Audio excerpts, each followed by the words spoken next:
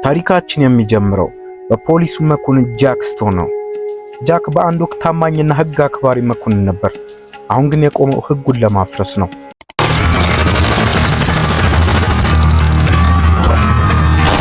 ምክንያቱም የሚስቱን ገዳይ መበቀል ስለሚፈልግ። ይህን ለማድረግ ደግሞ የግድ መታሰር ይኖርበታል። ለምን ብትሉ የሚፈልገው ሰው እስር ቤት ውስጥ ስለሚገኝ።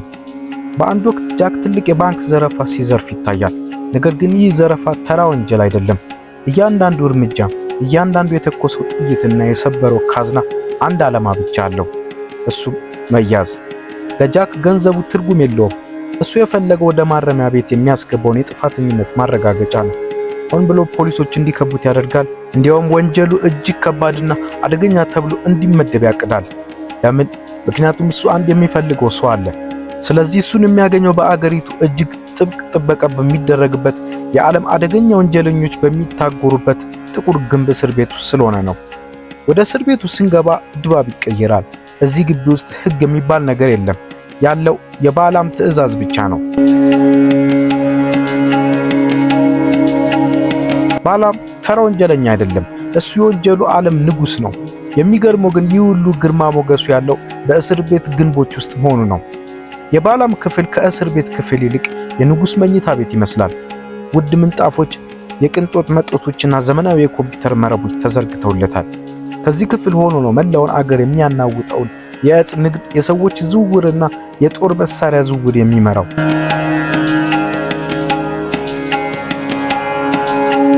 ለባላም እስር ቤቱ ማረሚያ ሳይሆን ምሽጉ ነው። የውጭው ዓለም ጠላቶች ሊደርሱበት እንደማይችሉ ያውቃል። ከውጭ ይልቅ በውስጥ የበለጠ ድህነት ይሰማኛል የሚለው የባላም ፍልስፍና ነበር። ነገር ግን ጃክ ስቶን ወደዚህ ምሽግ ለመግባት ነፃነቱን፣ ስሙን መስዋዕት አድርጎ እየመጣ መሆኑን ግን አላወቀም። አንድ ሰው ከአውሬ ጋር ለመገናኘት ሲል ራሱን ወደ አውሬ ዋሻ ውስጥ ይወረውራል። ጃክ ያደረገው በትክክል ይህን ነው። አሁን ጨዋታው ተጀምሯል። በአንድ በኩል በስልጣንና በገንዘብ የታጠረው ባላም፣ በሌላ በኩል ደግሞ ምንም የሚከሰው ነገር የሌለውና በበቀል የሚነዳው ጃክ ስቶን። ከግድግዳው ውጭ ቁርጠኛዋን ጋዜጠኛ ትሪሻን እንመለከታለን። ጃክ ከመታሰሩ በፊት ለእሷ የማስረጃ ፍንጭ ትቶላታል። እሷ በእስር ቤት ትርምስና በውጭ ባለው ሙስና መካከል ያለችው ድልድይ ናት። ምርመራዋን ስታጠናክር ሙስናው እስከ አውራጃው አቃቤ ሕግ ቢሮ ድረስ እንደሚዘልቅ ትረዳለች። ወደ እውነቱ በቀረበች ቁጥር አዲስ ጥላ ሊያቆማት ይሞክራል።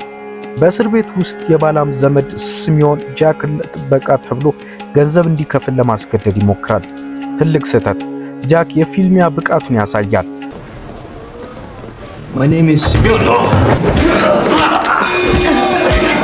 ምንም እንኳን በቁጥር ቢበለጥም በችሎታ ግን እንደማይሸነፍ ያረጋግጣል። ይህ በደህንነት ካሜራዎች አማካኝነት የባላምን ትኩረት ይስባል። ባላም በሙሰኛ ጠባቂ በኩል የሚያስደነግጥ መልእክት ይልካል። ሚስትህን ገድያታለሁ፣ አንተንም ወደ እሷ እንደምትሄድ አረጋግጣለሁ። ይህ ለጃክ ሁሉንም ነገር ያረጋግጥለታል። ትክክለኛው ቦታ ላይ ነው ያለው። በተጨማሪም በሴቶች እስር ቤት ያለችውን ኤሌና እናገኛለን። በዚህ እስር ቤት ውስጥ እስር ቤቱ የተለያዩ ቢሆንም ወደ ሕክምና ክፍል ለመሄድ ስትል ሆን ብላ ጠብ ውስጥ ስትገባ እናያለን።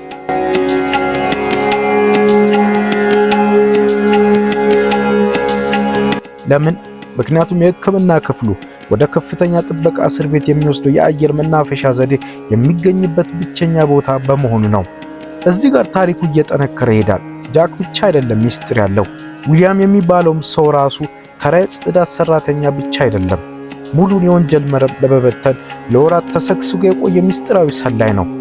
ሄሌናም የእሱ አጋር ናት። የጃክ መምጣት የባላምን ምሽግ ለመስበር የሚያስፈልጋቸው የትርምስ ምክንያት መሆኑን ይረዳሉ። ሶስቱ ማስተባበር ይጀምራሉ።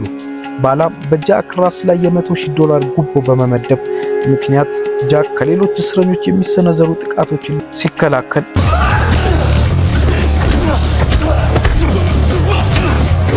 ኤሌና ደግሞ የደህንነት መስመሮችን በካርታ ትለያለች። ጃክ ከዊሊያም ጋር ጥልቅ ውይይት ያደርጋል። የእሱ ዘረፋ በእውነት የባላምን ሚስጥራዊ ባንክ ሂሳቦች፣ ኢንክሪፕት የተደረጉ ፋይሎች ለማግኘት የተደረገ ተልዕኮ እንደነበር ያስረዳል። ባላምን መግደል ብቻ ሳይሆን የገንዘብ ግዛቱን ማፍረስ ይፈልጋል። የበላይ ጠባቂውና ሙሰኛ ጠባቂዎች ቁጥጥሩ ከእጃቸው እየወጣ መሆኑን ይረዳሉ። በውጭ በኩል ደግሞ ጋዜጠኛዋ ትሪሻ በአቃቤ አዞች ከሰነዘረባት የግድያ ሙከራ ለጥቂት ታመልጣለች። ያልተጠበቀ አጋዥ የሆነው ማርክ ወይም የአቃቤ ሕጉ ረዳት እሱም ከፌዴራል ወኪሎች ጋር እንደሚሰራ ይነግራታል። በሙሰኞቹ ላይ ግድግዳ እየጠበበ ነው። በእስር ቤት ውስጥ እቅዱ ወደ ተግባር ይለወጣል። ወደ ባላም ለመድረስ ትኩረቱ የሚከፋፈል ነገር ያስፈልጋቸዋል። ተራ ጠብ ሳይሆን ሙሉ አመጽ። ዊሊያም የቁጥጥር ክፍሉን በድብቅ በመጠቀም የኤሌክትሮኒክስ መቆለፊያዎችን ሰብሮ በእስር ቤት ውስጥ ያለውን እያንዳንዱ በር ይከፍታል። በሮቹ በሙሉ በርግዶ ይከፈታሉ። እስረኞቹ በሙሰኛ ጠባቂዎችና በባላም ታማኞች ላይ ያላቸውን የዓመታት ጥላቻ ወደ ከፍተኛ አመጽ ይለወጣል። እሳት ይነሳል። የሳይረን ድምፅ አካባቢውን ይሞላል። ጠባቂዎችም ለማፈግፈግ ይገደዳሉ። በጭሱና በጩኸት መካከል ጃክ የእስረኛ ልብሱን አውልቆ ቀደም ብሎ ደብቆት የነበረውን የታክቲካል ጠባቂ ልብስ ይለብሳል። እንደ መንፈስ በየኮሪደሩ ይንቀሳቀሳል። እሱ ግን ወደ መውጫው እያመራ አይደለም። በቀጥታ ወደ እስር ቤቱ እምብርት ወደ ባላም ክፍል እየሄደ ነው። የማስጠንቀቂያ ደወሎቹ ሲጮውና ኮሪደሮቹ በትርምስ ሲሞሉ ጃክ በመጨረሻ የግል እስር ቤት ክፍል ከባድ የብረት በሮች ይደርሳል። ካለፈው ታሪኩ ከደረሰበት ጉዳትና ሁሉም ነገር ከቀማው ሰው ጋር ፊት ለፊት ይቆማል። ጠባቂዎቹ ፈርተው ሸሽተዋል። ቀጥሎ የሚሆነው ለወራት ሲጠበቅ የነበረው ግጭት ነው። ጊዜው ደርሷል። በአንድ በኩል ለነፍሱ የሚዋጋ አውሬ፣ በሌላ በኩል ደግሞ ለፍትህ የሚዋጋ ሰው። ዛሬ ምሽት ከነዚህ ግንቦች መካከል አንዱ ብቻ በህይወት ይወጣል። ይህን ሁሉ ርቀት የተጓዝከው ልትሞት ነው በማለት ባላም ይሳለቅበታል። ነገር ግን ጃክ የባላምን አይን ትኩር ብሎ ሲመለከት ባላም ለመጀመሪያ ጊዜ እውነተኛ ፍርሃት ይሰማዋል። ፊልሚያው ይጀምራል። ክፍሉ የደምና የጥፋት አውድማ ይሆናል። ጃክ ባላምን በቁጥጥር ስር አውሎ ለዓመታት ሲጠባበቅ የነበረውን ጥያቄ ይጠይቋል። ፍትህ ሁል ጊዜ በሰላም አትመጣም። አንዳንድ እሳትና ደም ትጠይቃለች። ጃክ ስቶን የፈለገውን አግኝቷል። ባላም የገነባው ግዛት በላዩ ላይ ተደርምሷል። ታሪካችን እዚህ ጋር ያበቃል። ጃክ ስቶን አውሬውን ለማጥፋት ወደ ጉድጓድ ወረደ፣ ነገር ግን ሰው ሆኖ ወጣ። ዊሊያም ግን አሁንም በታሪኮች ውስጥ እንደ የእስር ቤት መንፈስ ይነሳል።